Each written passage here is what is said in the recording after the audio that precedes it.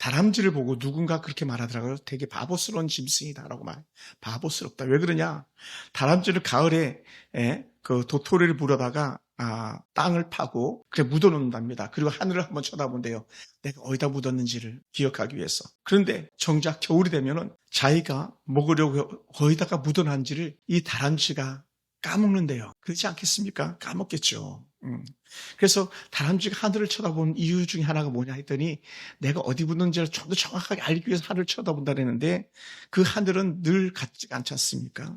때로는 구름이 있기도 하고 때로는 먹구름이 끼기도 하고 그래서 다람쥐는 미련한 친구다 이렇게 말하는데 그런데 이 다람쥐의 미련한 그 미련스러움 때문에 살아나는 동물들이 있다는 거예요. 다람쥐가 찾지 못했던 그것을 다른 짐승들이 냄새를 맡고 찾아내서 그것을 먹고 겨울을 난답니다. 우리가 생각할 때는 다람쥐가 잘 기억했으면 좋았을 텐데 생각하기 쉽지만 하나님 관점에서는 다람쥐가 있게 하는 것도 은혜라는 거예요. 할렐루야. 왜? 그 다람쥐의 그 미련스러움 때문에 다른 동물들이 살아나니까요. 어떤 사람이 이렇게 말하더라고요. 적자 생존이라고 말합니다. 적자 생존. 이게 뭐냐 했더니 장사하는 사람들이 적자를 볼 줄 아는 사람이 승리한다라고 말해요. 적자. 아니 장사 적자 보는 게 아닌데 사실은 장사는 적자가 없답니다. 그래서 손해보면 장사한다고 이렇게 말한답니다. 근데 내 마음에서 손을 본다고 생각하면 장사를 할 때에 그 장사가 오히려 더 잘 되더라는 얘기예요. 더 잘 되더라. 여러분 우리 주님은 레위기 19장 9절 이하에 보면 이렇게 말씀하신 적이 있어요. 너희가 너희의 땅에서 곡식을 거둘 때에 너희 밥 모퉁이까지 다 거두지 마라. 그래서 모퉁이는 항상 남겨둬라 라고 말해요. 그리고 또 하나는 내 떨어진 이삭도 줍지 마라. 이삭이 떨어지잖아요. 그걸 줍는데 줍지 마라. 저는 어렸을 때 이삭을 주워본 적이 있거든요. 다 주우려고 밭을 뒤지는데 줍지 마라. 그리고 내 포도의 열매를 다 따지 마라. 좀 남겨놔라. 포도원에 떨어진 열매도 줍지 말고 그대로 두라. 왜냐 했더니 이유를 딱 드러냈는데 가난한 사람과 거류민을 위하여 버려두라. 나그네들을 위해서. 가난한 고아와 과부와 나그네들을 위해서 남겨놓으라라고 말해요. 그러면 사실 말씀이 뭐냐면 한번 툭 던지는데 의미심장 말씀을 던져요. 이 말씀하시면서 나는 너희의 하나님 여호와니라. 정확하게 나는 너희 하나님 여호와니라 말씀하시면서 너희는 이렇게 하라. 너희는 가난한 자들을 위해서 이렇게 하라고 하는 그런 말씀을 레위기를 통해서 우리가 들려주고 있는데 사실 이것에 대한 어쩌보면 더 정확한 인용을 하고 계신 분이 우리 주님이신 듯 합니다. 여러분 마태복음 7장 말씀들은 구절구절이 우리 아주 친숙한 말씀들이에요. 그런데 더 친숙한 말씀이 뭐냐면 우리가 막 다 외울 수 있는 말씀 구하라 그리하면 너희에게 주실 것이요 찾으면 찾아낼 것이다. 두드리면 열릴 것이다. 너무나 잘 알고 있는 말씀들이에요. 그래서 우리는 이 말씀을 근거로 해가지고 기도는 이렇게 해야 된다. 구하고 찾고 두드리고 구하고 찾고 두드리고 거기에 대해서 구하는 자에게 얻게 할 것이고 찾는 자에게 찾게 할 것이고 두드리는 자에게 열리게 할 것이라고 하는 확실한 답을 던져주는데 우리 거기서 스톱하면 결코 안 된다는 거예요. 근데 우리는 어떻게 돼요? 하나님 구합니다 라고 하면서 많은 청구서를 갖다 하나님께 나열에 올려드립니다. 다양한 것들을 많은 것들을 올려드리죠. 어떤 사람들은 경제적으로 회복되기 위해서 좋은 경제적 회복, 어떤 사람은 좋은 직장, 어떤 사람은 자녀들의 문제를 해결해달라고 하는 그런 사람들도 있을 것이에요. 성도들 가정마다 각자가 다 다른 기도 제목들을 가지고 있을 겁니다. 뭐 저 같은 경우는 뭐겠어요? 뭐 볼 것도 없죠. 우리 양들이 건강하고 교회가 부흥되는 거 외에는 뭐 있겠습니까? 좋은 음식, 좋은 옷 아무 의미가 없습니다. 저는 꿈이 하나님 성도들이 건강하게 해주시고 성도들의 가정에 복을 받게 해주시고 이게 제 처음에도 그거고 나중에도 그거예요. 근데 사람들 뭐라고 말합니까? 아까 오늘 권사님 말씀처럼 목사님 내가 아직도 내가 그렇게 삽니다. 그래서 제가 툭 한마디 던졌어요. 아니 요즘도 그렇게 사는 남자가 있냐? 60이 넘었는데도 여전히 아내한테 큰 소리 치고 아내를 꼼짝도 못하게 옥죄는 남자가 있냐? 참 용감무쌍한 남자다라고 얘기하면서 권사를 위로해 주시면서 말씀을 드리긴 했었는데 뱀같이 지혜롭게 응수하라라고 그렇게 말씀드렸어요. 근데 권사님 말씀이 아니 하나님께서 다 들어주셨다고. 남편의 직장 문제도 자녀들의 문제도 다 들어주셨다고. 교회를 정하는 문제도 집을 얻을 때 집을 얻는 문제도 집을 살 때 집을 사는 문제도 다 들어주셨다고. 근데 왜 남편은 여전히 수십 년을 기도했는데 그거 가지고 내가 아직도 이렇게 옥죄임을 당하고 있어야 되는가라고 하는 그런 가슴 아픈 말씀을 그렇게 하시더라고요. 뭐 오늘 설교 준비를 그걸 한 줄이나 알고라도 전하신 것처럼 그렇게 말씀하시더라고요. 여러분, 그런데요, 우리가 오늘 본문을 구하고 찾고 두드리고 거기서 멈추면 안 돼요. 더 나가야 되는 거였어요. 더. 그러니까 예수님은 좀 가끔 생뚱맞는 말씀을 하시는 것처럼 느껴질 때가 있는데 그게 뭐냐? 오늘 본문이 그래요. 뭐라 말씀하시냐면 너희가 당연히 구하면 하나님께 주지 당연하지. 아들이 떡을 달라는데 누가 뱀을 주며 돌을 주며 생선을 달라는데 누가 뱀을 주며 그렇게 하겠냐? 당연하지. 하물며 하나님께서 좋은 것 주지 않겠느냐? 악한 너희도 좋은 것 주는데 하물며 하나님께 좋은 것 주지 않느냐? 그러면서 툭 던지는 말씀이 뭐냐면 그러므로가 나오는 그러므로 이게 문제는 어디 있냐면 오늘 우리가 읽은 본문에서 가장 중요한 키포인트를 연결하는 그러므로라는 이 접속사를 우리가 좀 더 관심 있게 봐야 되는 거죠. 그러므로 무엇이든 남에게 대접을 받고자 하는 대로 너희도 남을 대접하라. 그래서 예수님께서 갑자기 중학생도 막 기도 말씀하시다가 갑자기 대접하라라고 하는 거예요. 그럼 기도와 대접이 도대체 무슨 상관관계가 있냐는 거예요. 그리고 우리 주님의 말씀은 저는 이렇게 해석하고 싶었어요. 기도 응답은 대접하는 사람에게 임할 것이다. 기도 응답은 대접하는 사람에게 임할 것이다. 할렐루야. 우리 이문영 자매님께서 우리 교회에 오실 때마다 이렇게 예물을 올리는 걸 제가 이렇게 봤어요. 제가 헌금도 목록을 늘 확인하기도 하거든요. 그 마음 참 귀하세요. 안 하셔도 돼요. 저도 어디 교회 가면 남의 교회 가면 이렇게 예물 당연히 올려드리는데 사실 그런 마음을 갖기가 사실 쉽지 않아요. 왜냐하면 물질을 준다는 것은 뭐를 주는 거다? 사실은 저는 이렇게 확대 해석하고 싶은 거예요. 내 생명을 주는 거다. 남에게 밥을 산다? 그건 내 생명을 주는 거다. 내 살을 잘라가지고 주는 거다라고 하는 저는 그렇게 확대 해석하고 싶은데 오늘 주님께서도 그렇게 말씀하시는 거예요. 응답은 대접하는 사람에게 임한다라고. 왜 그럼 예수님께서 갑자기 왜 대접하라는 말씀으로 그 기도 응답에 대한 결론을 말씀하시는가? 7절부터 11절까지 하나님의 선하심을 쭉 말씀하시면서 다 좋은 거 준다고 말씀하시면서 야, 신목사 남을 대접하라 이렇게 던져주고 계시는 거예요. 여러분, 하나님께서 좋은 것을 받은 사람은 그 좋은 것을 이웃에게 흘려보내야 한다라는 것을 이렇게 하나님의 사람들은 하나님의 은혜를 흘려보내는 사람이다. 내가 받은 것을 내 거야라고 고집하지 않는 우리 어린아이들이 주면 내 거야 하는 아이들도 있는데 절대로 다 그런 거 아니에요. 어떤 아이들은요 먼저 주는 경우들도 있잖아요. 여러분, 흘려보낼 때 살아나는 거예요. 흘려보낼 때 생명력이 있는 거예요. 여러분, 갈릴리 호수, 갈릴리 바다라고 말합니다. 또 그 밑에는 뭐가 있냐면 사해라고 해요. 사해 바다라고도 말합니다. 흔히 말하는 사해 바다죠. 갈릴리 호수와 사해 바다의 큰 특징이 있다면 뭡니까? 갈릴리 호수는 허르몬 산에서 받은 물을 계속 아래로 흘려보내는 특징이 있습니다. 아래로 흘려보내요. 반면에요, 사해 바다 물은요, 갇힌 물, 고인 물이에요. 아무리 위에서 흘려보내도 이 바닷물은 흘려보내지 않습니다. 사해 바다는. 그래서 사해 바다는 생명이 살 수 없는 바다에서 사해 바다라고 그래요. 그래서 흔히 이렇게 말하기도 하죠. 염해라고 말해요. 소금 바다, 염해. 그러니까 어떻게 돼? 사해 바다에서 제일 어려운 게 뭔지 아세요? 이렇게 누웠다가 다시 몸을 뒤집고 일어나는 게 어려워요. 그만 부력이 세가지고 일어나다가 어떻게 돼요? 그냥 소금을 먹기 십상이거든요. 그러니까 가만히 있어도 둥둥 떠다니는 게 뭐냐면 이 염분 때문에 그런 거거든요. 그 소금기가 결국은 생명을 죽이는, 그래서 어떤 것도 살 수 없는 그런 바다가 되고 만 거예요. 생명이 없는 바다. 네. 그래서 우리는 흔히 이렇게 말하잖아요. 고인물은 썩는다. 고인물은 썩는다. 반면에 흘려보내는 물은 결코 썩지 않는다. 여러분, 흘려보내는 물은요, 생명을 살리는 물이 된다는 거예요. 그런데 중요한 게 뭔지 아십니까? 우리가 받은 은혜도요, 자꾸 고백할 때에 이 고백이 나를 살리는 생명력이 있다는 거예요. 할렐루야. 할렐루야. 그러므로 은혜는 남에게 고백하고 남에게 전할 때 생명력이 있습니다. 사랑도 마찬가지입니다. 어떤 사람은 계속 받기만 원하는 사람들도 있을 수 있는데 사랑은요, 점점 줄수록 커져가고 점점 줄수록 기쁨이 충만해가는 거예요. 하나님께서 주신 은혜 복도 그렇다는 거죠. 기도 응답 받아서 복을 누리고 있습니까? 흘려보내는 거예요. 흘려보내고 또 흘려보내고. 그래서 하나님은 주는 사람에게 더 좋은 것으로 맡기시는 그런 분이라는 것이죠. 그래서 하나님은 복을 움켜쥐는 사람보다 그 움켜진 복을 갖다가 손을 펴서 흘려보내는 사람을 기뻐하신다는 거죠. 어떤 사람? 기도했느냐?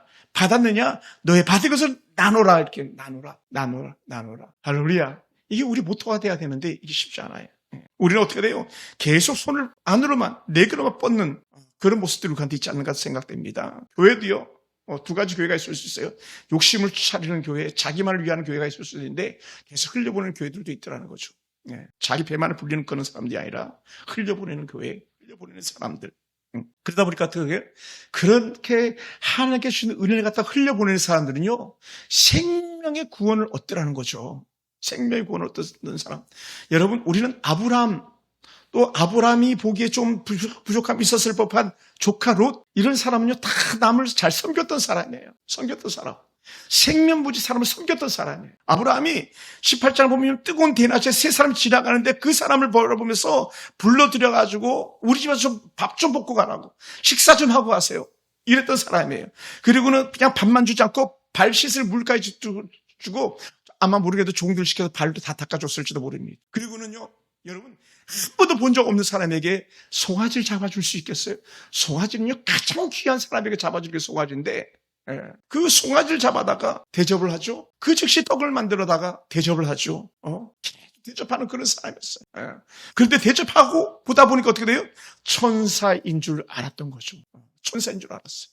얼마나 귀합니까? 그때 그 대접하는 자리에서 그렇게 오래도록 아들 했던 아브라함과 그 사라에게 은혜 약속이 뭐였냐면, 야, 너 내년 이맘때에 아이를 가질 거다. 아브라함에게 그렇게 말씀을 나눴어요. 근데 그것을 사라가 바깥에서 듣고 자기 장막에 듣다가 막 웃었거든요. 웃지 마, 너 왜 웃는 거야? 내년에 아들 준다니까. 그래서 나온 아들의 이름이 뭐라고요? 이삭이라고 그랬잖아요. 이삭의 이름이 웃음이니까요. 내가 내년에 아들 낳는다고 지금까지도 없었는데. 근데 어떻게 돼요?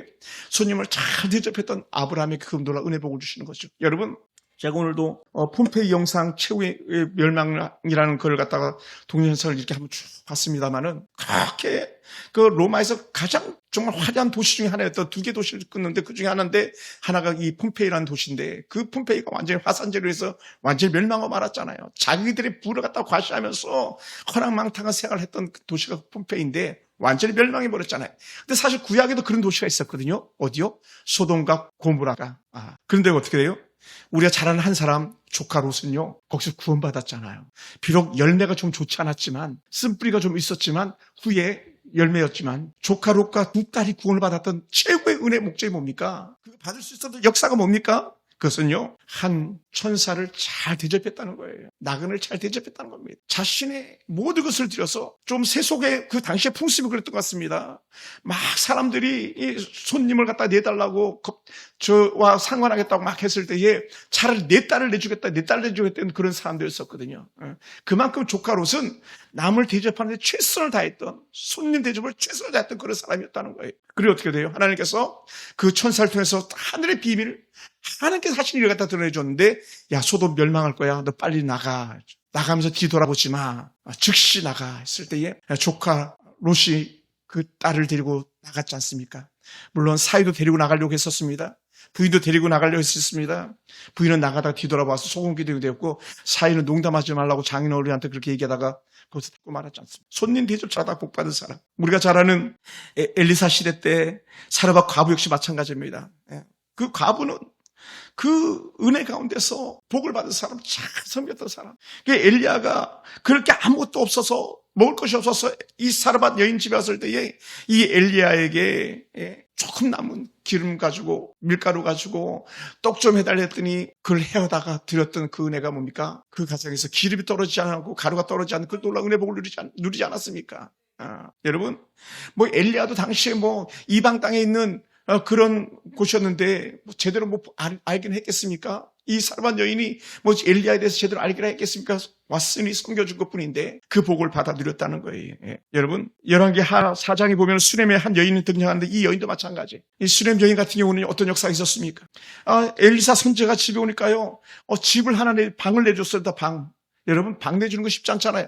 자기 방을 내주고 침대를 만들어주고 책상을 만들어주고 그곳을 기가게 만들어줬어요. 온갖 정성을 다해서 엘리사 한 사람을 섬겼습니다. 그랬더니 놀라운 은혜 축복이 뭡니까? 그 가정에 자녀가 없는데 자녀를 줄 거라고 약속을 해줍니다. 자녀가 있을 것이다. 그랬더니 정말 아들을 낳았네요. 어쩌다 저쩌다 아들이 죽었네요.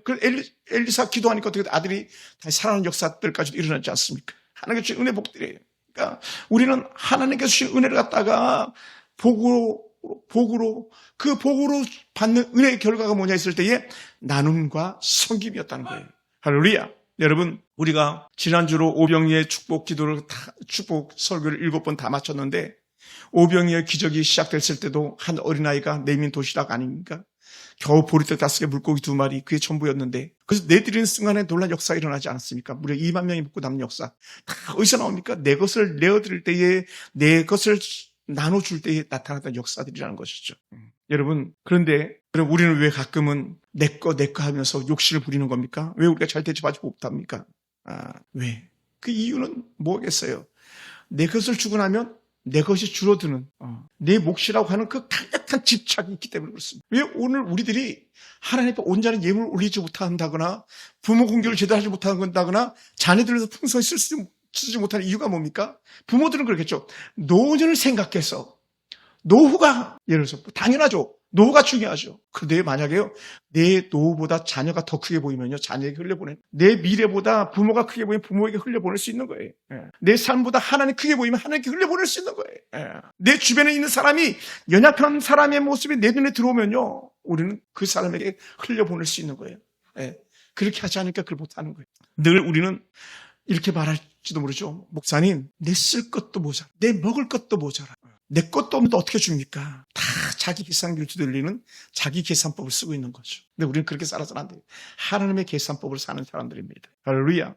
세상은요, 빼면 줄어들고요. 하나님의 나라는요, 빼면 늘어나는 원리라는 거죠. 할렐루야.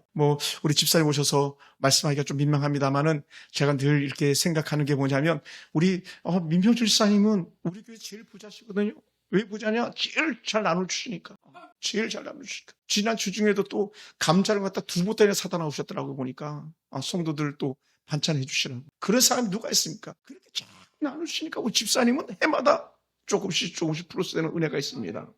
물론 혼자 쓰시기에 넉넉하기도 하지만, 연금 받아가지고 혼자 쓰시기에 넉넉하기도 하지만, 저를 세상에서 제일 많이 지금까지 살면서 제일 많이 저를 밥 사준 분이 민주사님이에요. 그러니까 민주사님 지갑에는 뭐가? 현금이 떨어지지 않는다는. 자, 이걸 깨달아요. 주고 또 주고. 할렐루야. 값을 따지자. 그러니까 우리는, 목사님 나 그거 좀 없는데 이렇게 하기 쉬운데 결국 왜 그랬습니까? 이런 거예요. 쉽게 얘기하면. 왜 그거 내가 해야 돼? 왜 나만 맨날 손해봐야 돼? 왜? 여러분, 만약에요, 계산하신다면요, 우리 예수님처럼 계산법이 빠르신 분이 누가 있겠습니까? 우리 하나님처럼 계산 빠른 분이 누가 있겠습니까? 근데 하나님은 사랑이는 계산하지 않더라는 거죠. 하나님의 계산기는 고장난 계산기, 계산 안 되는 계산기, 무한대 계산기, 사랑 계산기셨기 때문에 그렇습니다. 그러니 우리가 하나님 그 사랑 계산법에서는요, 아들 죽여서는 안 되는데 아들 왜냐하면 하나님의 사랑은 아들 죽여서 증명되어지는 사랑이었거든요. 우리는 겨우 돈 10,000원, 20,000원, 50,000원 쓰는 게 막 바다바다 떠는데 우리 하나님은 통 큰 하나님, 아들을 주기까지 우리를 갖다 사랑한다고 하는 표현을 하셨다는 거예요. 할렐루야. 우리는 요만큼만 수틀려도 마음 상해가지고 돌아서 안고 돌아서 길 가는데 우리 하나님의 사랑은 결코 우리를 내가 너를 싫어 버림받지 않게 하리라. 다윗도 얼마나 많은 실수가 있었고 실패가 있었습니까?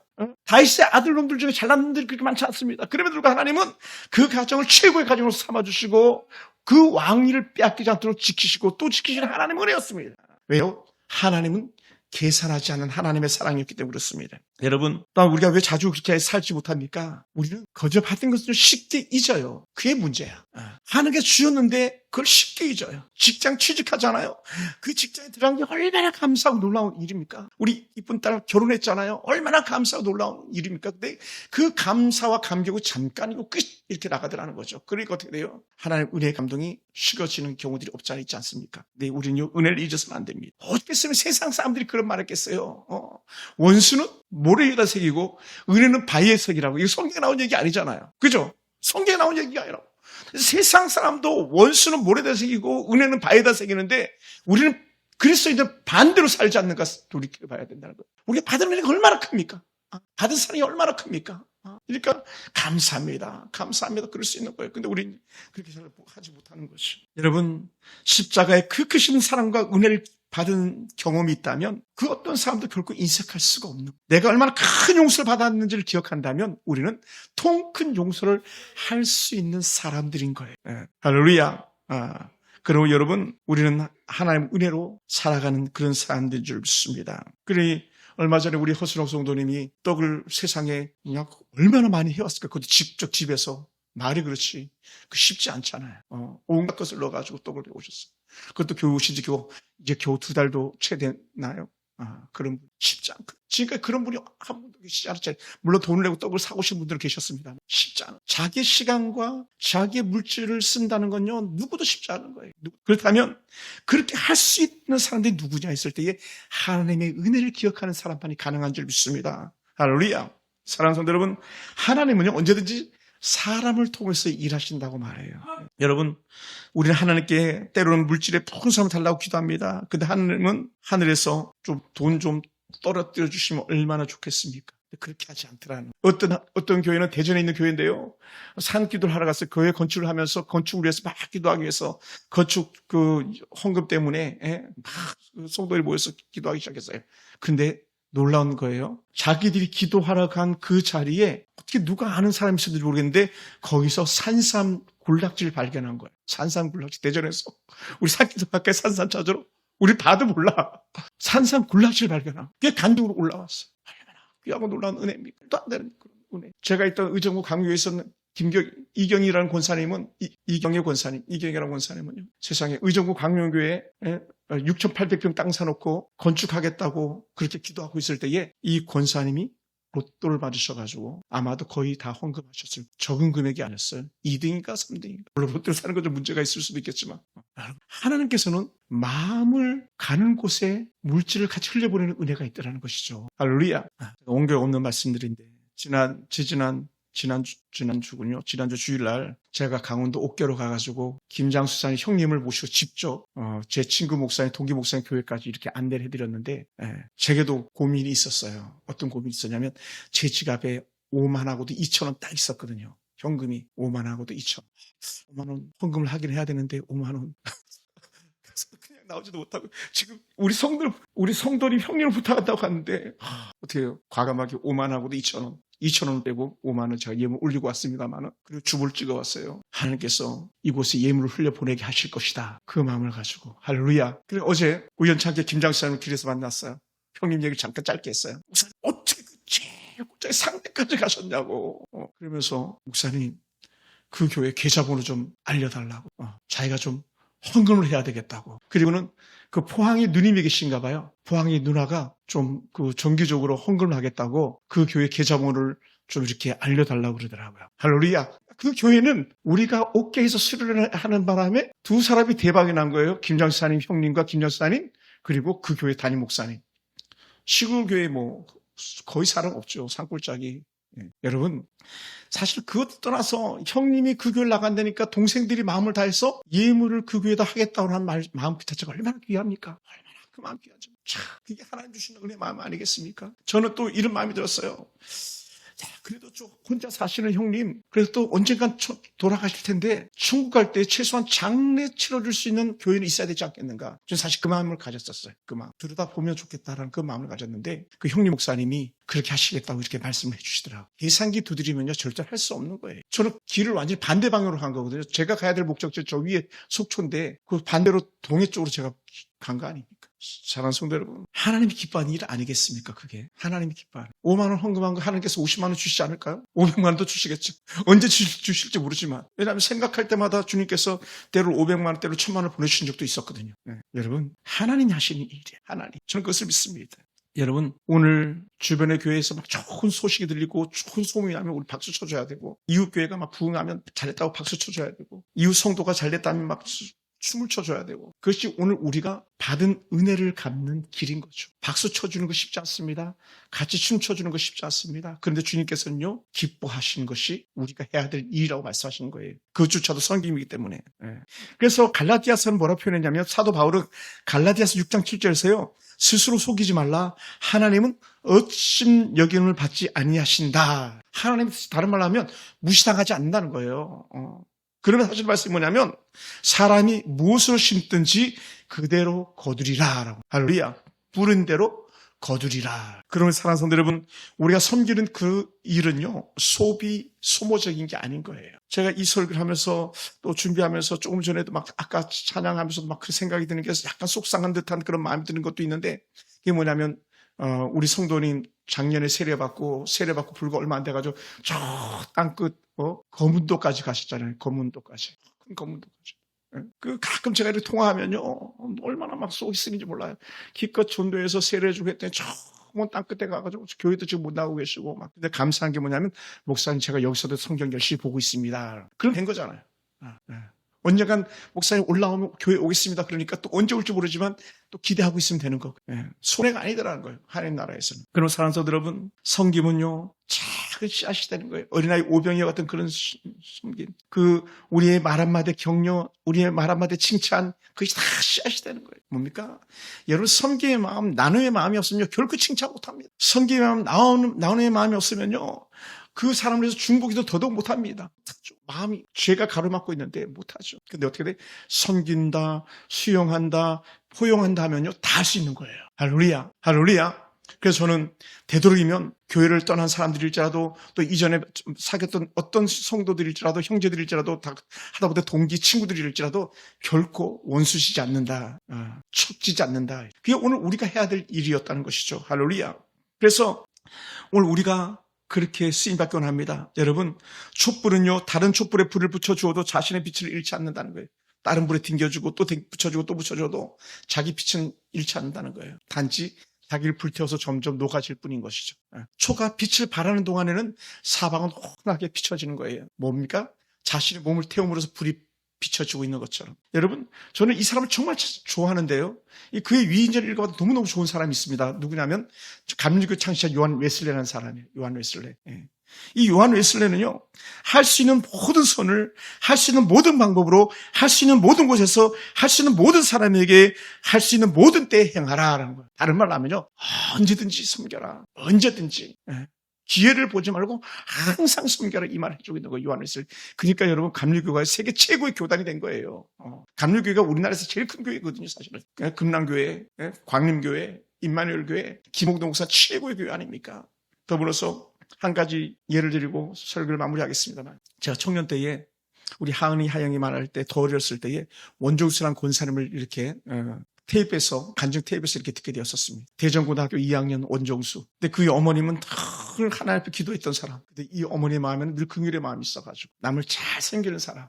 그런 사람이었었어요. 근데 그 어머님이 길 가는 노인네를 갖다가 정성을 다해서 집으로 모셔가지고 고깃국 끓여주고 아들 옷 그 할아버지에게 입혀드리고 목욕시켜드리고 그렇게 보냈는데, 그 할아버지가 꿈에 나타나가지고, 원종수 당시 권사님이셨습니다. 그게 남자인데도 권사님이에요. 감리교니까. 그 권사님이 꿈에 나타나가지고, 종수야, 내가 어제 너희 집에 갔다. 깜짝 놀라가지고 예수님이 나타나셔가지고 그렇게 말하다는 거예요. 종수야, 내가 너희 집 할아버지가 나였다. 이런 말씀을 이 원종수 선교사님, 권사님 간증에 나오는데요. 그 이후로 어떤 역사가 나타나냐면, 원종수 권사님 대전고등학교에서 전교 1등을 하는 거예요. 1등. 서울대 의대 전체 1등, 의사고시 전체 수석 최고로.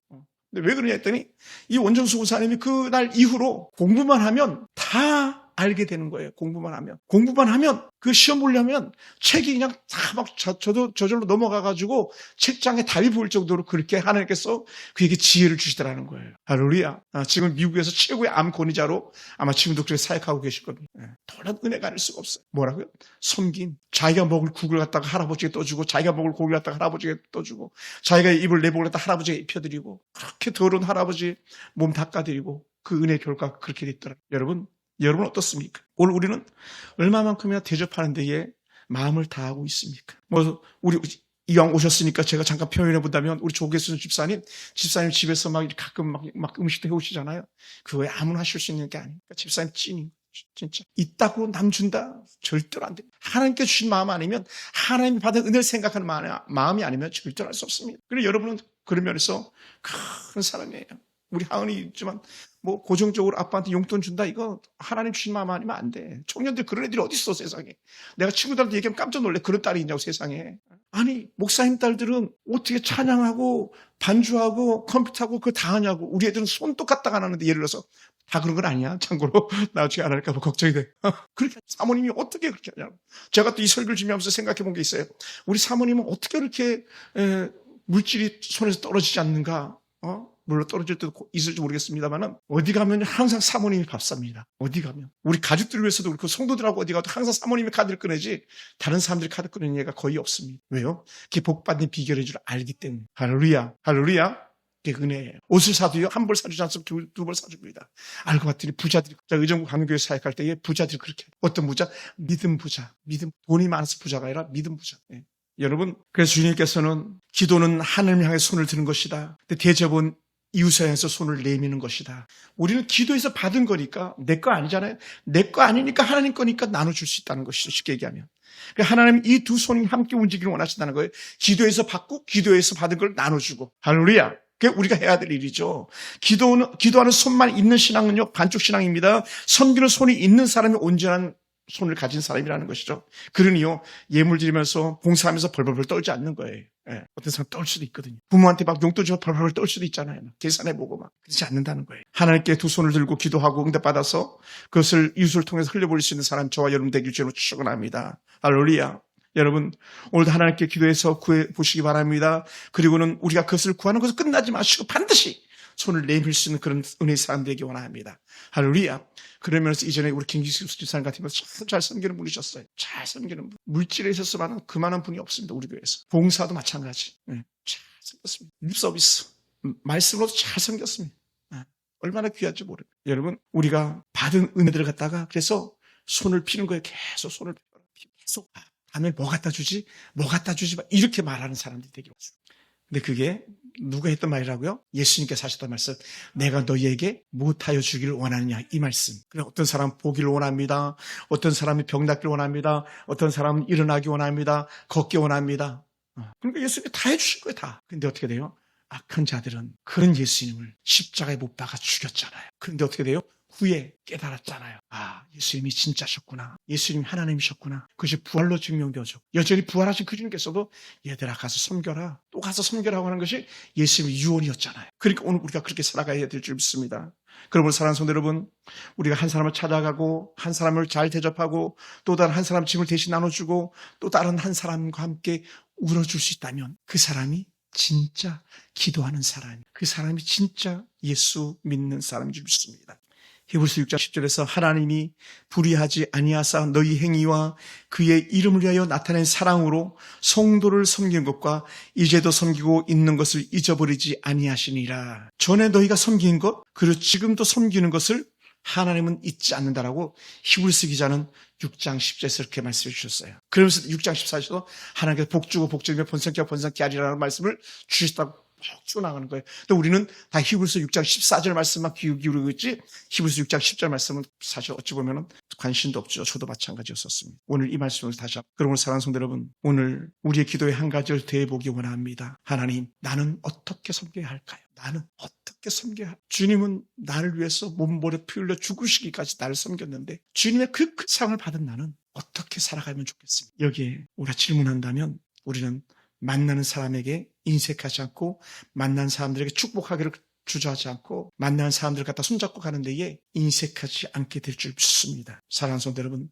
저는 그랬으면 좋겠습니다. 구하고 찾고 두드리는 사람, 구하고 찾고 두드려서 얻은 은혜를 가지고 또다시 흘려보내는 그런 교회, 그런 성도가 되기를 간절히 주여 축원합니다. 할렐루야. 사실은 그런 사람이 누구였냐면 저 뒤에 그림을 기증한 그 권사님이에요. 그분은 그렇게 살아오셨어요. 우리 교회가 힘들까 봐 때마다 예물을 보내셨던 그런 분이기도 하셨어요.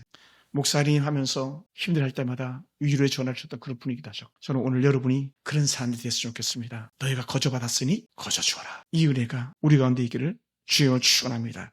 기도하겠습니다.